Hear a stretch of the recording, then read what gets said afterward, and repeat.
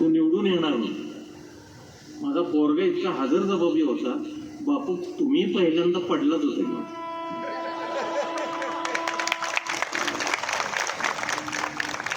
पराभवाची भीती घालून माझ्या मुलाचा अर्ज काढण्यासाठी आपण आला होता का माझ्या मुलाच्या प्रेमाच्या पोटी आपण आला होता? खरोखर धक्क्यांच्या वरती जर एवढं प्रेम असेल तुमचं, तर तुम्ही त्याच वेळेला म्हणायला पाहिजे ते ठीक आहे, मी माझ्या कार्यकर्त्याची समजूत कशी घालायची घालतो, पण मुन्ना तूच माझा उमेदवार. का त्यावेळेला तुम्हाला हे प्रेम आठवलं नाही किंवा त्यावेळेला तुम्हाला प्रेम सांगता आलं नाही? आणि म्हणून मुन्ना म्हटलं माझ्या प्रेमापोटी नाही, कदाचित मला माहित नाही भविष्यात मी निवडून येणार आहे का नाही येणार आहे, आणि तुम्ही पराभवाची भीती घालत असाल तर तो पचवण्याची ताकद माझ्यामध्ये, तेवढं मन माझं घट्ट आहे.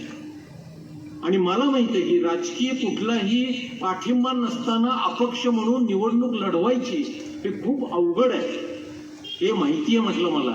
म्हणून त्यानं स्पष्टपणानं सांगितलं की बापू मला पराभवाची भीती घालू नका, जो काही रिझल्ट लागेल तो मी स्वीकारण्याची तयारी ठेवलेली आहे. कदाचित माझ्या या